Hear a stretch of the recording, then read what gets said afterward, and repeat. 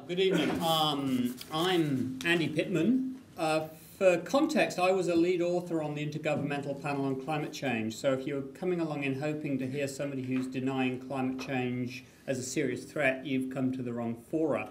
I'm going to try and give you a fairly simple, a non-complex overview of the climate change situation, but also try to place some of my perspectives in context, because listening to that introduction, and I'm going to get murdered for saying this, I'm not absolutely sure climate change is going to be that bad. But we'll come on to that in a minute. Before I go any further, some basic science.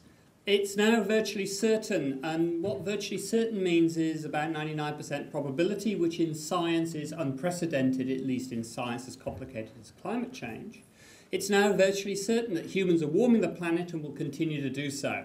I know that there are people out there who deny that, but they don't deny it on the basis of science. I even know that there's some fairly famous astronauts who've been writing in the Australian recently saying we're about to hit an ice age. Well, there isn't actually any evidence to support that. It's extremely likely, notice that's only 95% probability, that this warming is causing ongoing changes in climate extremes, and will continue to do so in the future. Personally, give me a lotto ticket with a 95% probability and I'll be pretty happy. 95% is about as good as you get in most areas of science. It's also the case now that we are committed to several decades of warming into the future and associated changes in temperature, sea level and other things.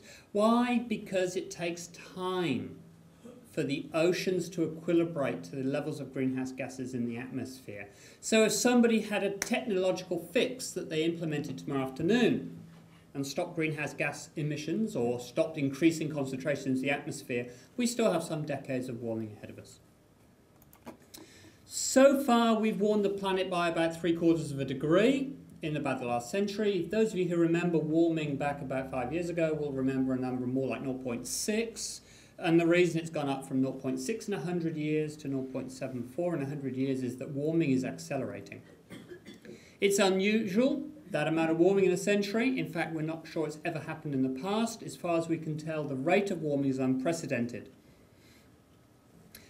Globally averaged, we're anticipating by the end of the 21st century, warming that ranges between about 1.8 and 4 degrees, depending on how you do it. That isn't just we don't know the science of the climate system perfectly. About half of that range comes from which emission trajectory we will follow in the future, and more of that later. There are some reasonably unpleasant possibilities of positive feedbacks accelerating that warming.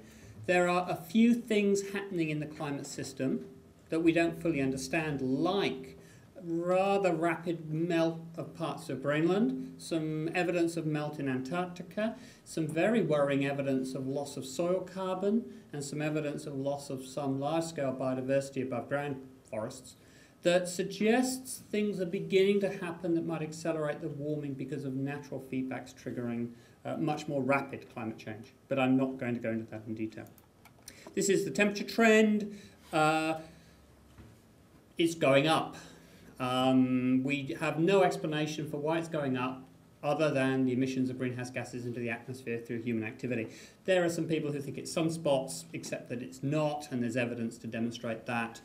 Global sea level rise, one of the major drivers likely on refugees, has been rising over the 20th century, about 0.17 metre rise in sea level over the 20th century. That's actually quite a big number, because if you put sea level up a little bit, the amount that the water inundates inland into aquifers or into agricultural lands is much more than that number suggests. Personally, and I don't know if Donna Green is here yet, because last time I said that she hurled abuse at me, and she's in the centre, so she's allowed to. I said that I'm not at all convinced that this century sea level rise is the major threat. I think things like storm surges can be 4, 5, 6 metres. That is a much bigger threat to coastal vulnerabilities than a 20 centimetre rise in sea level. But other people don't agree with that perspective. Tuvalu is a classic example. I've been to Tuvalu. It's been underwater before, associated with a cyclone and storm surge. It's not sea level rise that takes Tuvalu out. It's a sequence of major cyclones flooding that set of islands because they're so close to sea level. Global projected sea level rises between about 20 centimetres and 60 centimetres by the end of the century, not the numbers that some of you may have heard in the newspapers. There are some worrying trends that some ice sheet melt might increase those numbers by 25%. I'm not aware of significant science that suggests sea level rise could be more than a metre by the end of the century, and if you don't think that sounds too big a deal, a metre is a big number. And put storm surge on top of a metre to people living in places like Burma, and you can see what the consequences are. So I'm not underplaying its role or its importance. It's just that some people who've been in the newspapers saying 7 metres by Wednesday aren't basing those assertions on anything that I've ever seen in terms of science. We will get, if we warm the planet by more than a couple of degrees, 7 metre rise in sea level. Because at 2 degrees, Greenland becomes unsustainable, as does part of Antarctica. But it takes millennia for that sea level rise to be realised. So if you're going to be around for millennia, be worried about 7 metres. I live in Pymble on North Shore. I'm not looking forward to sea views in the near future. This is what the sea level rise looks like. It's increasing, it's accelerating. It is a serious problem, particularly for some coastal vulnerable populations. But I think sea level rise is probably secondary to things like intense storm surge. This is why sea level is going up. I like this, these two photographs. There's a white arrow in the centre of the left-hand panel, and on the far right, on the right-hand panel, that's the same little piece of rock. And you can see that the Columbia Glacier, which was a very impressive geomorphic feature in 1980, isn't anymore. And this is just one of many, many, many photographs you can show. These glaciers stored a lot of water. That water has been flowing into the oceans and leading to sea level rise, associated, in addition to thermal expansion causing rises in sea level. Some things we don't know. We do not know what's going to happen to tropical cyclones. There's a hint of an increase in the intensity of cyclones since 1970, but a hint is not the same as scientific confidence in a statement. There's no clear trend in the frequencies. We don't really know what's going to happen to cyclones in the future. The best guess is less frequent but more intense, which is what I just said there. We have no idea whatsoever what's going to happen to tornadoes, hail, lightning, dust storms. So if populations are vulnerable to extreme weather events like those, or indeed cyclones, we do not know in regional detail which populations are indeed going to be vulnerable. In 1990, the Intergovernmental Panel on Climate Change made some assertions about what would happen to global temperature.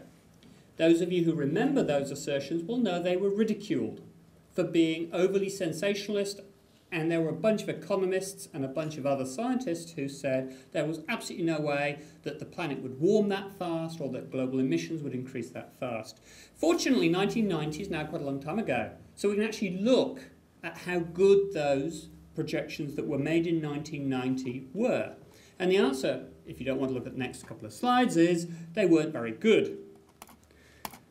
This is CO2. The dashed lines are the IPCC projections of what would happen to carbon dioxide in the atmosphere, and the estimates were made here in 1990, and the IPCC said that CO2 in the atmosphere would increase along one of these lines, and it didn't.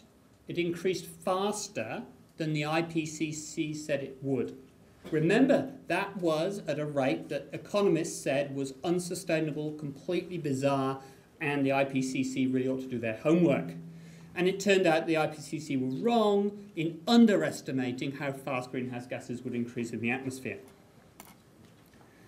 Oops, this one. This is temperature. The dashed lines were the best guesses made in 1990 by the Intergovernmental Panel on Climate Change. The grey area, the shaded grey area, these are projections made in 1990, were the absolute highest and the absolute lowest that were seemed plausible at the time. The red line is what actually happened. The red and blue lines are what have happened since. Again, If anything, the Intergovernmental Panel on Climate Change underestimated how sensitive the climate might be to increasing greenhouse gases in the atmosphere. And I think it's important to place the latest projections in that context. If we kind of got it right in 1990 for the following 15 years, I think that says we probably get it right for the next 15 years. And if we erred on the low side. We were lacking the ability to perhaps translate the science into what would actually happen. We underestimated the sensitivity. This is the most confronting slide of the day.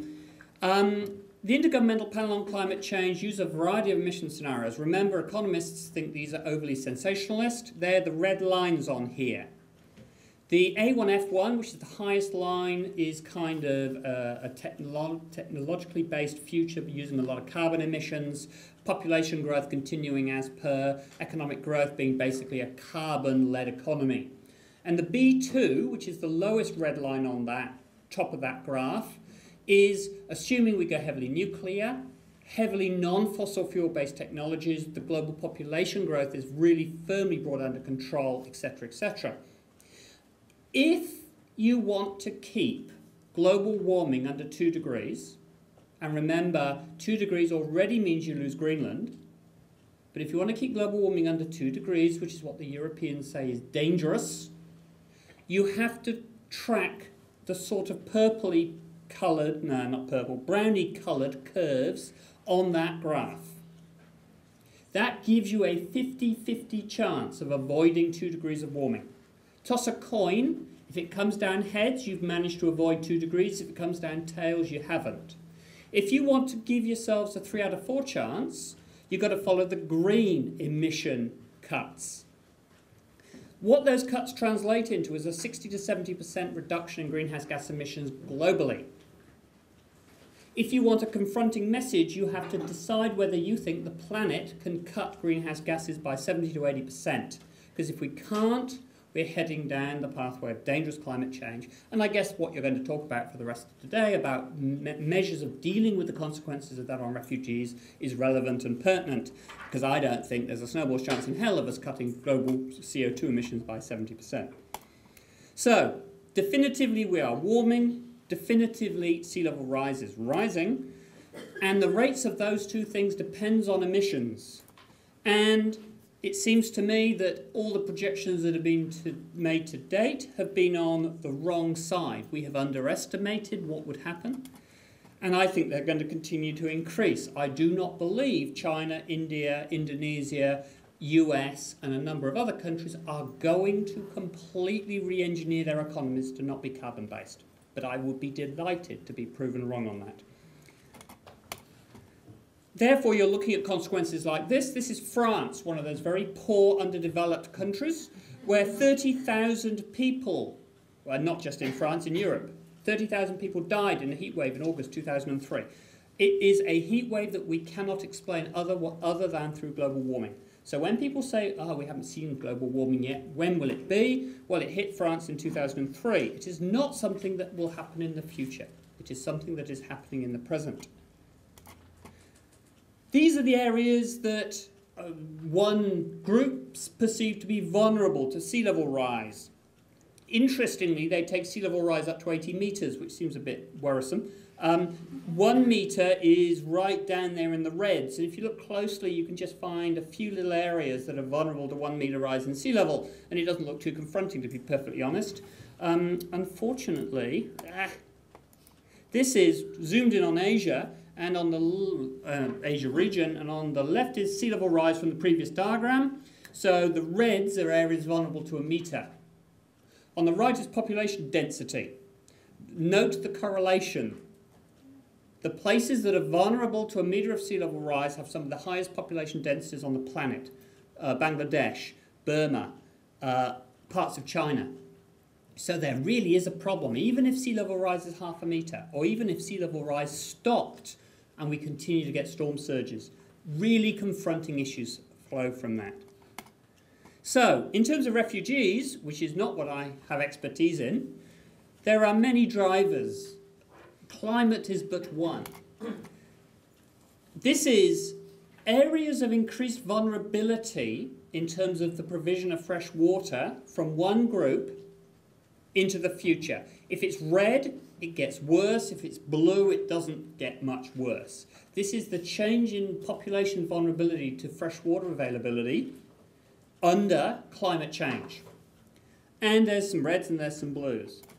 This is just population change using the models that they used. And my message here is, I think climate change is really important. That's what I do. But it absolutely is not the thing that should be considered in the absence of the other drivers on the system. Clearly, if population growth continues up per current lines, that is as significant a driver on population vulnerability and refugee vulnerability as climate changes. This is the overall picture. Lots of reds. There's some blues. Climate change is not all negative. There are areas that see increased rainfall under global warming that might actually improve accessibility of fresh water in some regions. But net, globally average, it's definitely a negative. So, I think climate change needs to be considered when you're taking into account the forcings on refugees. It's only one, though. Warming, changes in other natural hazards that occur naturally, sea level rise, changes in freshwater availability, changes in the reliability of crops, these are all things that might impact on whether a community thinks about getting up and leaving or not. And those all contribute to local vulnerability and local stresses on populations. I'm not sure what makes a large group of people get up and leave. It doesn't seem to be happening in Burma, despite them having undergone one of the biggest traumas that I think we have seen in recent history. There's obviously factors that can hit a population, but that population doesn't then leave.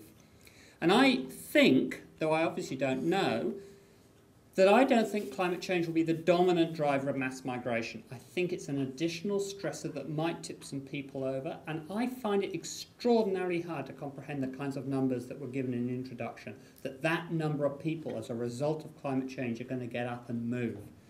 I hope I'm proven to be right on that assertion, and people never do. But I think it's important, if that number of people are going to be getting up and moving, that we plan for it, and we plan for it as a balance of all of the stresses on that community, not just climate change. Thank you.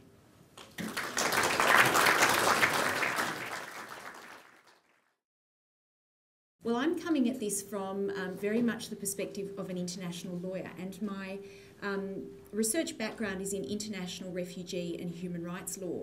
So what I want to do is really to map the existing legal framework and see why it doesn't adequately respond, as well as to have a little look at some of the solutions that particular countries have come up with in responding to movement that is, at least in part, driven by climate change. And I think Andy's point of to what extent is climate change the driving factor is an important one, which certainly in law complicates the question of definition and protection.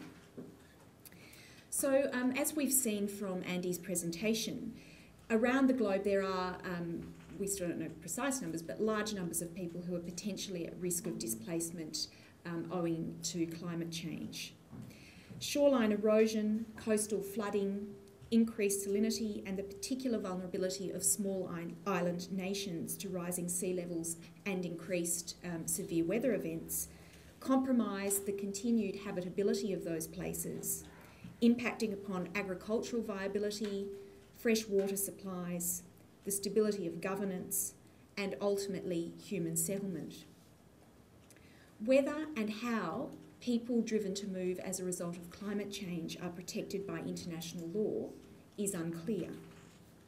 On the one hand, as human beings, they are plainly entitled to the rights under international and regional human rights treaties. But on the other hand, they're not yet recognised as an identifiable group in international law whose rights or protection needs are expressly articulated. They don't fit the international definition of a refugee, and furthermore, there's no international agency, such as the UN High Commissioner for Refugees, with a mandate to protect them. In adapting to new situations, the law can respond in, well, I've thought of at least 3 different ways. Firstly, it can do nothing, but I'm not going to look at that scenario. Secondly, the law can try and adapt existing legal principles to respond to new circumstances, whether through creative interpretation or through extrapolation by analogy. So, for example, the norms that were developed throughout the 20th century to protect refugees, and I'll come to that definition in a moment, have been transplanted to some degree across to people who are displaced internally within their own country, and so who never cross an international border. A third strategy is to recognise the deficiency of existing legal norms when faced with a novel and pressing challenge, and to develop new norms in response, a route that is normally much more difficult due to a lack of political will. That approach evidently carries risks, including that any agreement by states will reflect a lowest common denominator approach, or that new standards won't in practice be matched by the will or capacity to implement them. Some people in the refugee field are also concerned that efforts and resources favouring people displaced by climate change may dilute or somehow overshadow existing legal standards and organisational mandates for the protection of other vulnerable groups.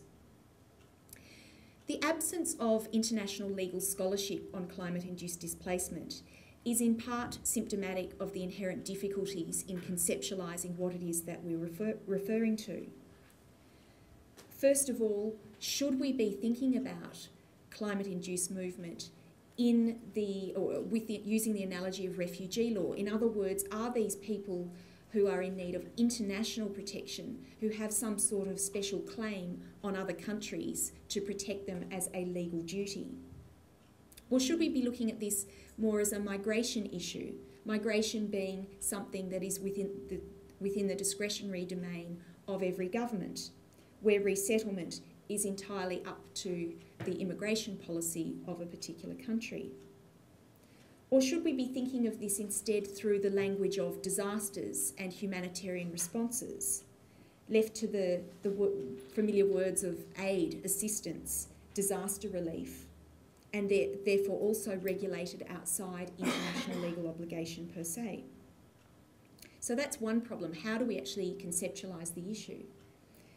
Related to this is the question of numbers, and that's often used as a means of subverting the debate, if you like, by saying, well, we don't know how many people will be displaced, therefore we shouldn't even, we can't possibly talk about it. Estimates typically range from 50 to 250 million people by 2050, but there remains a real need for further rigorous empirical research on this front. Exact numbers remain controversial, not least because scientists can't predict with absolute certainty how quickly sea levels will rise or how frequently or what intensity severe weather events might have, but also because the way we calculate the numbers depends on how we define the phenomenon in the first place. So the two are interlinked.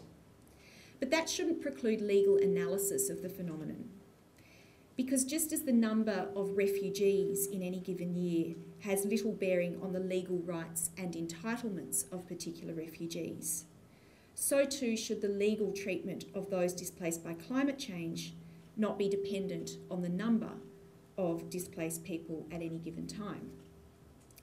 Pragmatically, of course, the prospect of a very large number of people displaced by climate change would certainly affect judgments by developed states about their own willingness to absorb the displaced into their own communities, and also about the quality of protection that they might be willing to offer them, as well as the resources they might be prepared to dedicate to the problem. Legal regimes have to be realistic if they are to carry the support of states that have to implement them. But the legitimacy of legal regimes hinges not only upon the political limitations imposed by states, but also on the quality and the humaneness of treatment of the displaced. And so the challenge for states will be to ensure that the protection of displaced people is not regressively degraded in proportion to any increases in the number of displaced. So what does international law say? Well, as I said at the outset, and as John also indicated, people who are displaced by climate change aren't refugees in international law. And it's very, very difficult and I think somewhat counterproductive to try and squeeze that phenomenon within the existing definition. A refugee in international law is a person who is outside his or her country of origin, who has a well-founded fear of persecution on account of his or her race, religion, nationality, political opinion, or membership of a particular social group. First, that requirement of exile, being outside your country, poses an instant definitional problem for many people who at first will be displaced within their own borders. Secondly, there is the problem of characterising severe weather events or rising sea levels as persecution. Certainly those sorts of things can harm you, but they do not fit the legal understanding of persecution, which carries with it the implication of state-sanctioned or state-delivered persecution, if you like. Even if, though, it were possible to characterise climate change as persecution, the next hurdle would be linking that, as the Refugee Convention requires, linking that to persecution on account of one's race or religion or political opinion and so on. Movement precipitated by climate change is inevitably indiscriminate, and an argument that such people together might constitute a particular social group, which is one of the categories in the Refugee Treaty, would be difficult to establish for the reason that in law, a particular social group has to be connected by virtue of an immutable or fundamental characteristic other than the risk of persecution itself. So I think it's more useful then to look at some of the protective principles that have emerged through refugee law and have subsequently been expanded in human rights law, such as the principle of non-refoulement, which means the principle of not returning people back to face persecution. And that's been extended in human rights law to also insist that states mustn't return people to face the death penalty or execution, or torture, or cruel, inhuman, or degrading treatment or punishment. So international human rights law is important for that additional ground of obtaining protection, which is known as complementary protection. Unfortunately, Australia has not implemented those international obligations into its domestic law. So whilst at the international level Australia has undertaken to other countries that it will respect the fact that it's not supposed to return people to torture and inhuman treatment and so on, that doesn't form part of our Migration Act, so it's discretionary only. Furthermore, torture is defined in international law as the most serious form of harm that is inflicted by a public official. So again, climate change doesn't meet that definition. Is climate change, or rather is movement precipitated by climate change? And of course, within that I'm assuming that we're also talking about the inevitable human rights abuses that, or human rights deprivations that precipitate often the actual movement itself, such as being deprived of your livelihood, being deprived of food, clean water, health, various other human rights. For Indigenous communities, the right to cultural and linguistic integrity and so on, are those sorts of things encompassed by this notion of non-return to inhuman or degrading treatment? Well, one would think through an expansive interpretation that they certainly would be. But if we look at the way in which countries such as those in the European Union have interpreted the meaning of inhuman or degrading treatment, we see that, probably for policy reasons in part, that the content of those words is set at a very high threshold.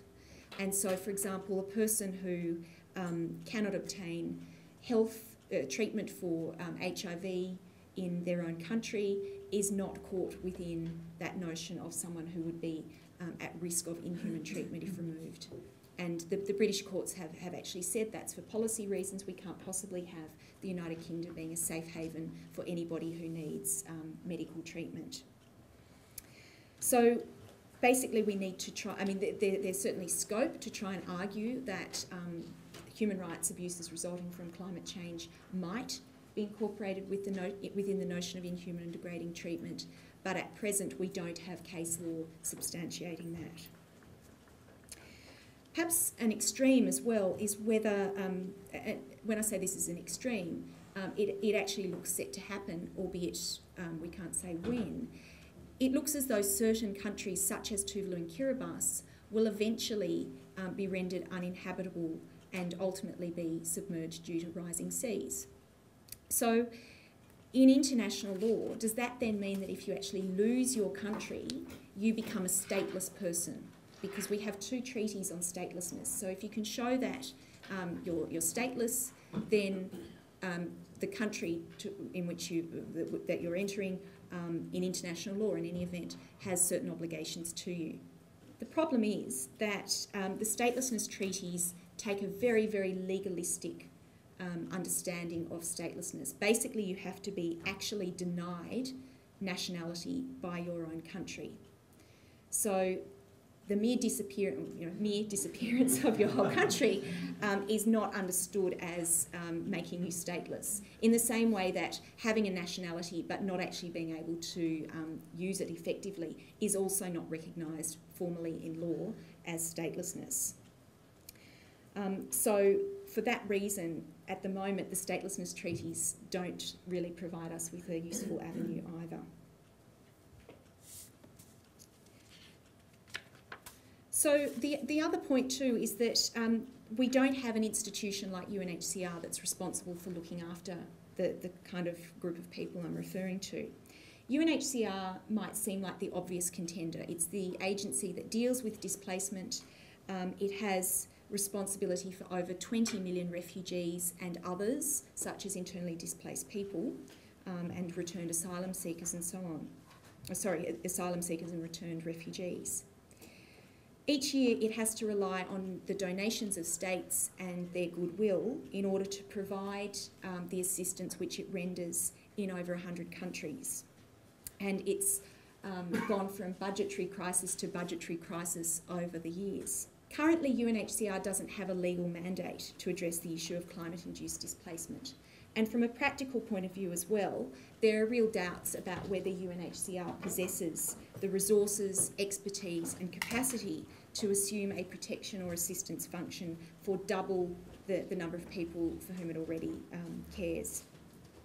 That said, UNHCR is the institution that was called upon in the wake of the tsunami, even though it didn't have a formal mandate to act, but because it was equipped to provide emergency relief and had tents and had people ready to be deployed into the field, it was invited to assist and did so.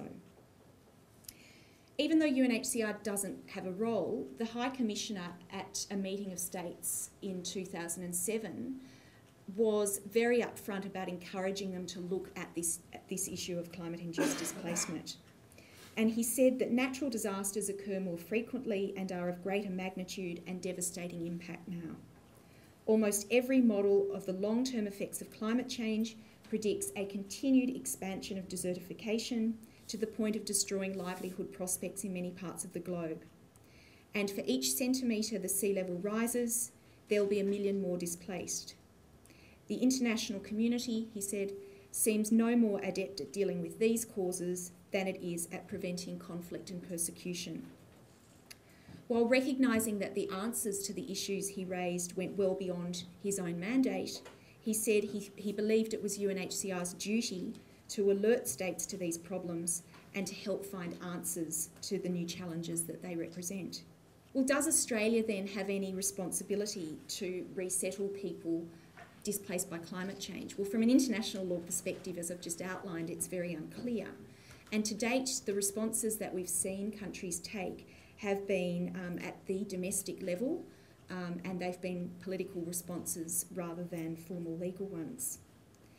They've also typically been based either on the idea that they are a gesture of goodwill, a humanitarian response to a crisis. And again, the language that is used is very interesting because if we characterise something as a disaster, we can instantly call on the language we're all familiar with, which is stepping in with aid and humanitarian assistance. as opposed to characterising something as part of a longer-term process of movement. And the kind of migration responses that some countries have devised have generally been premised on temporary relocation, with one exception. In his introduction, John referred to the New Zealand Pacific Access category, which was a visa category established in 2002 in New Zealand. It has frequently in the media been mistakenly hailed as an immigration response to people at risk of climate-induced displacement in the Pacific. But the New Zealand government has been adamant to point out that this was not intended to be a response to climate change refugees, although, given that Tuvalu had requested specifically Australia and New Zealand's assistance for such people at the end of 2001, that may have been part of the impetus behind it. But New Zealand is very clear that it wants to avoid any perception that it's created some sort of climate refugee category. This scheme actually extended an existing scheme in New Zealand towards Samoans to provide, and basically operates as a labour migration scheme. And in fact, it replaced pre-existing labour migration schemes for Tuvalu and Kiribati that existed in New Zealand beforehand.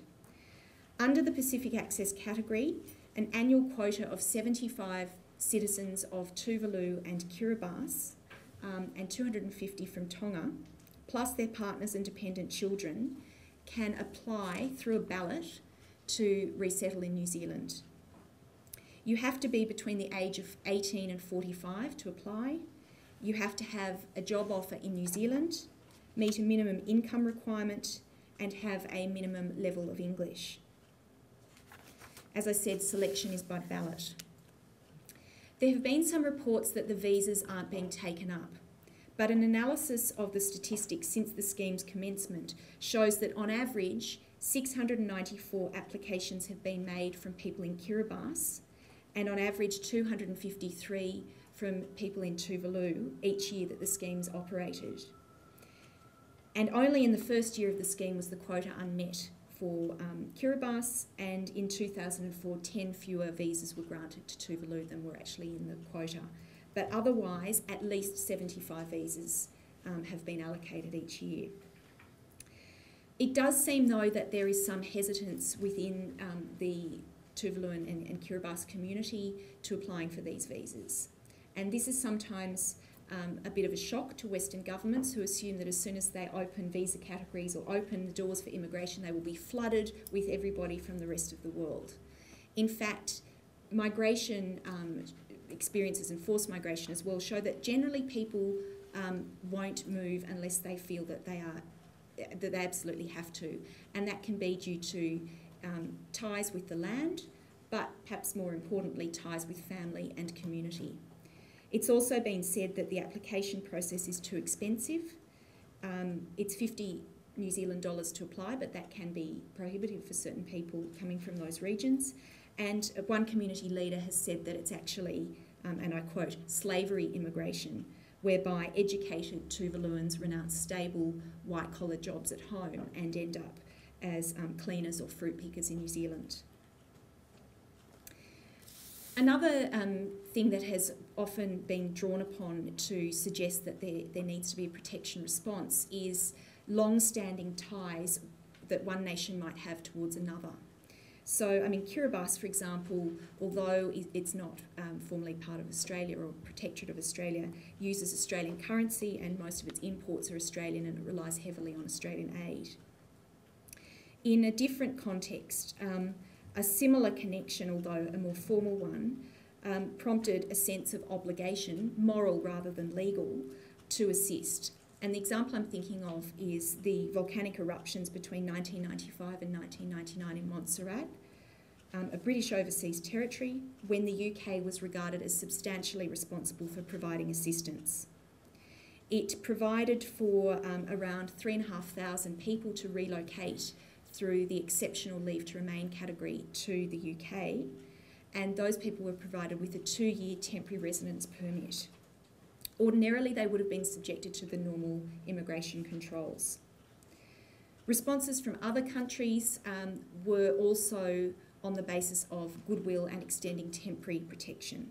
So the US has something called temporary protected status, which it can confer on particular nationals where they are facing a temporary emergency.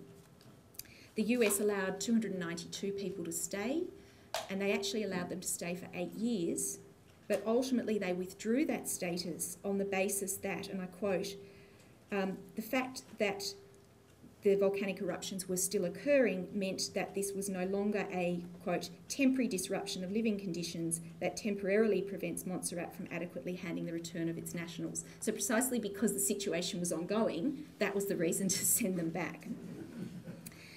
Just briefly, Swedish law has a kind of environmental category in its asylum provisions, but that's never been used, and it would seem that it was intended for people displaced as a result of a nuclear disaster, as opposed to something that we're seeing today. So there's a clear absence of state practice then demonstrating any sense of an ongoing obligation towards people displaced by natural disaster or climate change. And states, when they have been forthcoming with assistance, have stressed that this is a matter of humanitarian goodwill rather than an international legal obligation. So the status, treatment and protection of people displaced by climate change remains uncertain in international law. And I suppose I'd just leave you with the thought that the protection regime that international law has was itself only devised in the 20th century.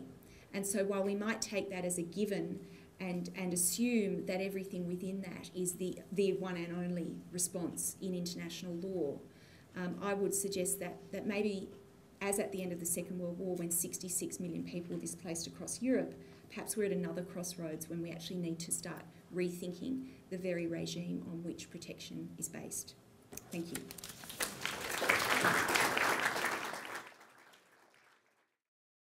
Thank you for organising the forum and for inviting the Refugee Council to come along and talk today.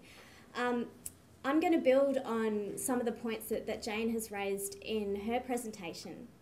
And I guess where I'm coming from is a position where quite clearly there's been a lot of discussion about what's going to happen when, well, climate change is currently happening now, but what's going to happen in the inevitability or the potential situation when people will be made to move, forced to move, will decide that it's no longer tenable for them to continue to live where they're living and they'll need to leave their homes. Now, this might strike you as a little bit odd, but organisations like the Refugee Council and many other organisations that are dealing with issues to do with refugees actually haven't developed concrete policies about climate change refugees or climate-induced displacement, which to me strikes me as a little bit strange. But so what I'm going to be talking about today is, I guess, drawn from my personal experience of working within refugee movements and environmental movements and the global justice movement, to talk a little bit about what are the debates that are going on, what are the debates that are going on within all these movements, and particularly within refugee policy organisations and advocacy organisations in relation to this pressing question. And James pointed out the fact that even the major international organisations like UNHCR have in fact raised the issue of climate change refugees and have just put it out there as an issue that needs to be dealt with. The real basis upon what most of the debate that's happening within refugee circles in relation to environmental movements is revolving around the nomenclature of refugees. And Jane has pointed some of that out. But really within the refugee movement, most of the emphasis has been on trying to claw back the definition of refugee. And it's been about insisting that the category of refugee should only be used in relation to people who are suffering from persecution, along those very clear lines that Jane has pointed out, those categories. And there is a distinct unwillingness, I think, to accept that while there might be a causal link between some of the actions of states and non-state actors and climate change, but even if there was a link, these actions don't amount to anything that could or should be recognised or acknowledged as persecution. And it then leads to a discussion about the fact that these categories of persecution are really quite narrow. And UNHCR's mandate in and of itself has increased in the last little while. So while most people associate UNHCR with the responsibility of looking after refugees, of which there are roughly about 10 million people in the world who would come under that category of refugees, UNHCR has expanded its mandate to look after internally displaced people, of which there are now 13 million around the world. There are 6 million stateless people. There are 1 million other people of concern. And so now they're looking at a mandate of more than 30 million people. States that are parties to UNHCR are turning around and saying, well, is UNHCR just redefining its mandate in order to, for a bit of mandate creep so that they can claw some money from states to claim that they need to be the responsible agency for provision? And it's quite interesting to see that while states are acknowledging that people might be forced to move, they don't necessarily want it to form part of UNHCR's mandate, because they believe that that will necessarily result in them being asked to contribute more money to looking after this global problem. But on the other side of that is the fact that UNHCR has also been given a new mandate in relation to this cluster approach which is being implemented in the international community.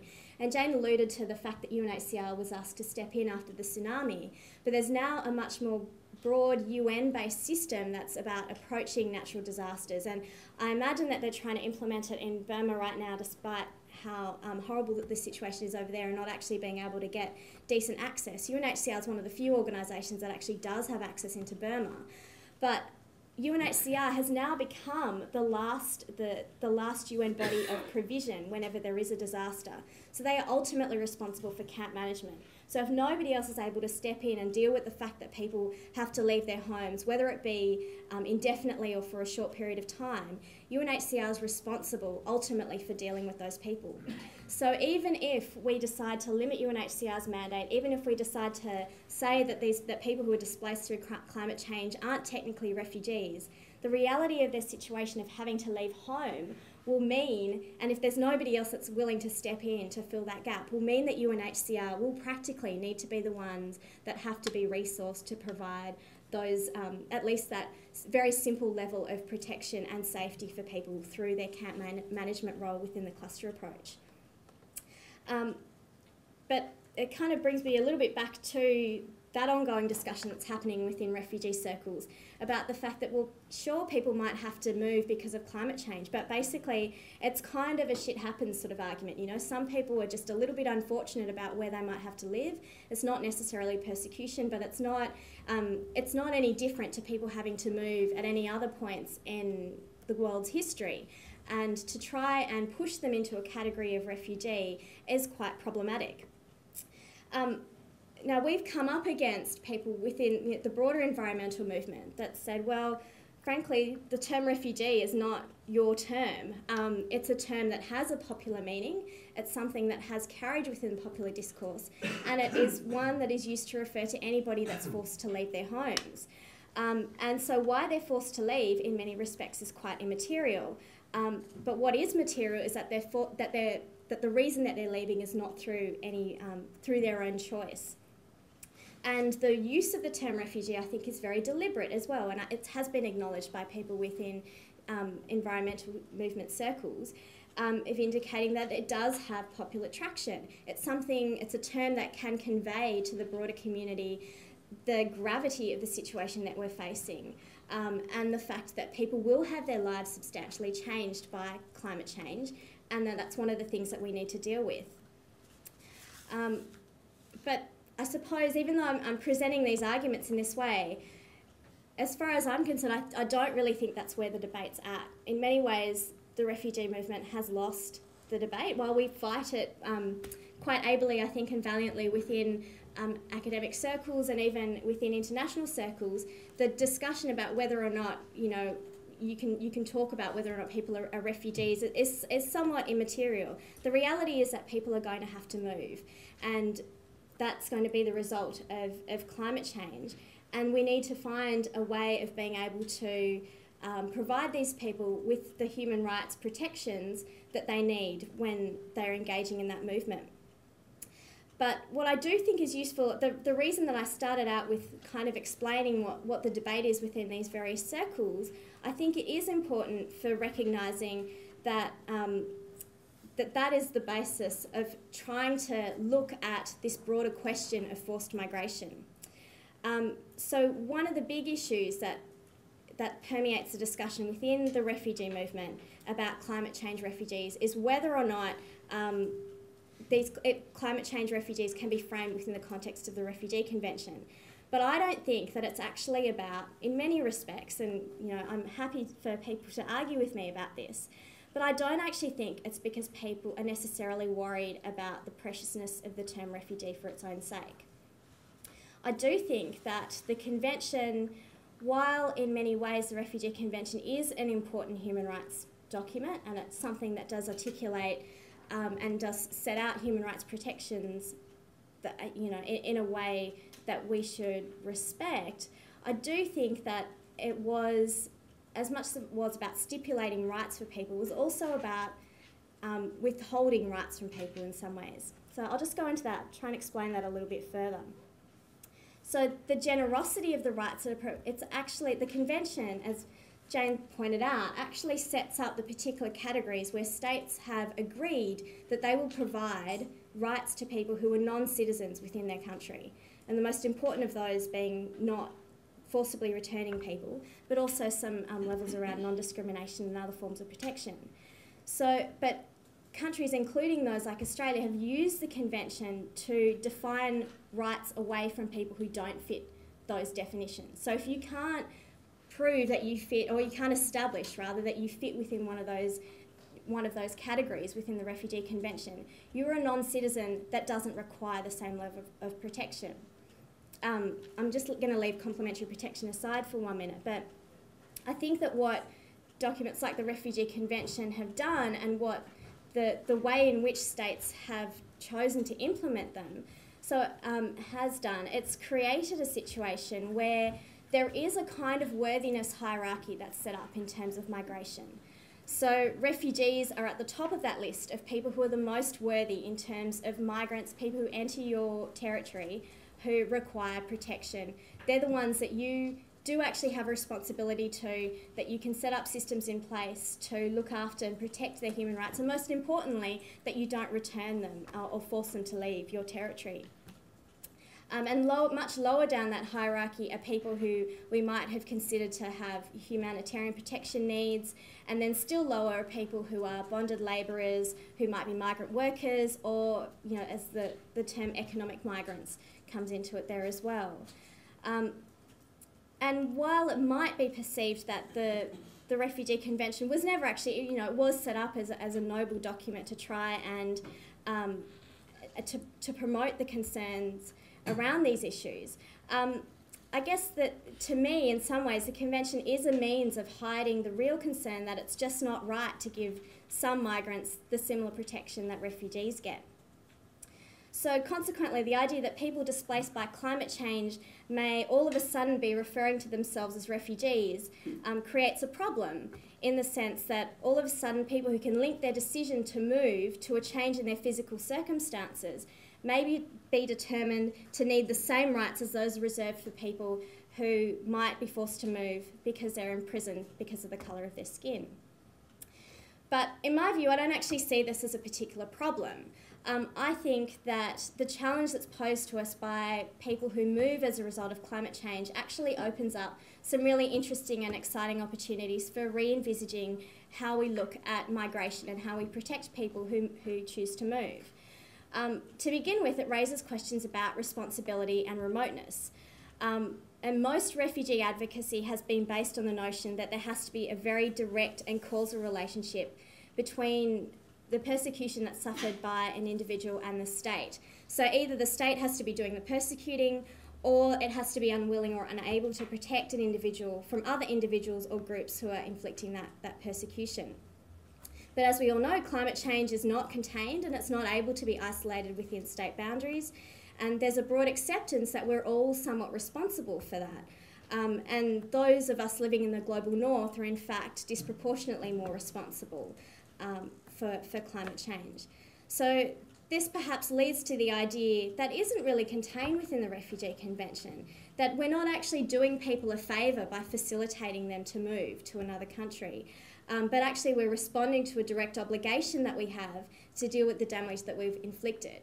I mean, most of the people that resettle in Australia from refugee populations don't actually come from countries that are very proximate to Australia. I mean, they might be within our region, but many of them come from places across the other side of the world in Africa, that come from, you know, even parts of Southeast Asia, which, while, you know, part of our neighbourhood, aren't sort of the most immediate countries within our region.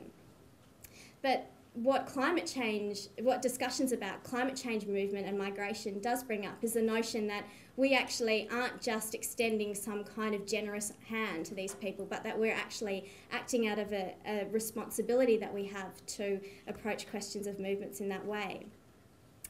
I think it also leads to the idea to actually questioning the nature of cause and effect of displacement, and then what responsibility can be apportioned. So the question of whether or not proximity and direct causal relationship is, I think some of that's been thrown open in terms of looking at climate change and the acceptance that human activity and the activities of states, and therefore the supports of non-state actors in terms of corporations as well, can actually create a situation where states are responsible for actions that do literally happen across the other side of the world, not technically as we've often understood refugee crisis to give rise to. The other issue is around resettlement, and I guess the thing that scares most or a lot of people about the notion of climate change and that people might have to move are these figures of the 50 to 250 million people that are somehow going to pack up their bags. Usually it's given the framework of, you know, all of a sudden all these people decide that they're actually going to up and leave. But the reality of resettlement, and even when people are in situations where the danger all of a sudden becomes quite acute, is that a lot of people choose not to do so. Most people are very closely tied to their home communities and their own countries, and they don't really want to do that. I guess the situation is different for people whose homeland disappears. And in those situations, what happens in terms of resettlement, and what's our responsibilities to people who are forced to actually resettle in that way? And there's been some discussion about the way that refugee resettlement programs currently work. Around the world, countries that have resettlement quotas sort of say to UNHCR, this is the number of people that we're willing to accept, and we will tell you sort of how we'll break this up around the world. So Australia says roughly we will take a third of our quota from Africa, a third of our quota from the Middle East, and a third of our quota from Southeast Asia, and the rest of Asia. And we often pick and choose people from around the world in that way. But I know that there are communities in Kiribati, for instance, who are arguing that they should not be sort of parcelled out in that way if it comes to a situation where they need to be resettled. That they actually be able to be resettled as coherent and discrete communities in other countries. And I think that raises a question over what kinds of rights do these people have if this is a sort of solution that they would like to be promoting, is the idea that they actually be able to relocate entire communities. Because as far as they're concerned, it's not their fault that their state has all of a sudden disappeared, and they would like to maintain, to the extent possible, the connections that they have to community and to each other. The other issue is, in relation to resettlement, is the fact that in this respect, I do agree with many of my colleagues in the refugee movement who are lamenting the fact that every time there is a discussion about climate change refugees, it automatically fixes to a discussion about, oh, how are we going to accommodate all these people who are clearly just going to want to come and live in Australia? And the flip side of that, in some ways, is this idea of fatalism that is promoted to countries. The idea that, yes, in many respects, some countries will, and there's a possibility, that will disappear, but is the idea that we sort of say to these countries, well, it's inevitable that you're all going to have to move, whether that promotes a level of fatalism and inevitability about that process that can actually help to hasten it in some ways, that people don't worry about trying to, and this has been particularly presented in relation to the country of, I can never say it properly, I think it's Niue, N-I-U-E, that little country that, is currently suffering from significant amounts of deforestation. But that process is potentially being hastened by the fact that people are being told, well, your country is going to disappear in the next 50 years anyway, so why don't you just fell all these forests and sell off the timber really quickly so that you can then afford to relocate, because you're going to need more money if you're going to live in another country. So I think that, you know, that those issues around what we say to people about resettlement is your only option and is your preferred option, and under these circumstances, I think needs to be questioned. And linked to that is the question of integration. I mentioned the situation in Kiribati of communities there suggesting that when they want to resettle, they want to do so in a way that maintains the integrity of their own culture and the integrity of their own communities. And that's actually not something that most countries that engage in refugee resettlement are particularly comfortable with. When refugees resettle, and most of you would be well across the debates around integration, it's the idea that people come to Australia, we generously extend our hand, and people come and settle here, and then they fit in with the dominant culture. It's not about them being able to create systems or communities that are necessarily separate from those of the dominant culture. So to suggest that people who might be displaced by climate change, who are forced to pick up and leave entire communities, the idea that they might actually be arguing for some maintenance of their cultural integrity, I think raises some questions that we'll need to deal with in the future. And that is further linked to the idea around group rights. I think Jane alluded to the fact that much of human rights law is based on protection of individual rights. And I think what discussion about climate change refugees actually enables us to do is to start having a discussion beyond what happens around issues of self-determination, which is a discussion around group rights. That discussion about climate change actually happened in a framework of looking at collective rights and looking at group rights and what that means. And finally, I think for me the most interesting thing about where a discussion about climate change refugees can take us is that it can help us recognise the parity of their situation with other situations of forced migration. So things that have constantly sort of been kept out of the discussion around worthy migrants and unworthy migrants, people who deserve protection and people who we might tolerate but actually set up quite a number of barriers to make sure that they don't access the same rights as we do on account of being born in a particular country. And I'm always reminded of that scene from that movie The Day After Tomorrow, when climate change is happening and all those refugees are somehow, you know, it's happening immediately, and the ice age is coming across the world, and those thousands of people from the US flee across the border to Mexico, and they flee across the border without, Mexico closes its borders, but of course people don't respect the fact that there are barriers and fences that have been erected, and they actually climb over them and they wade through rivers in order to get to Mexico. And Mexico sets up refugee camps for them, and they negotiate a settlement with the US. But I think what is interesting about, you know, obviously it was there for dramatic effect in the film, but I think what it does raise is this issue about, it does help us question the issue about people who flee intractable economic circumstances. And in some ways, a lot of people's economic situations can be linked to the destruction of habitat, can be linked to the introduction of monocultures, which eradicate biodiversity, or to mass development, which exacerbates other sorts of phenomena and can lead to people's loss of livelihoods. So in that way, I think that while much of the discussion has revolved around, well, are these people refugees or are they not?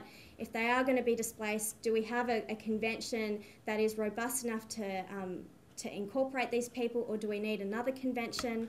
I mean, I think, and it's the view of most organisations, I think, that the Refugee Convention isn't particularly the best framework in which to deal with these people. But in my view, it's not because you know, we can't fit them within the definition. I think it's actually because the Refugee Convention itself isn't the best sort of framework for dealing with this situation.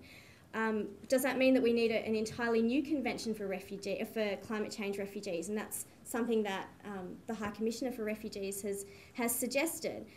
But I think even before we get to that stage, I think we do actually need to start having a debate about what we do as or how we respond as a global community to the question of migration. And I think that climate change actually gives us that opportunity in a way that we haven't really looked at forced migration in the past.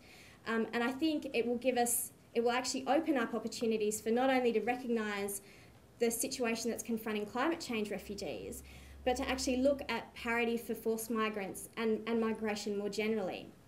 And it will help us to understand the connection between environmental destruction, between economic insecurity, about political instability, and why people choose to leave. So thanks.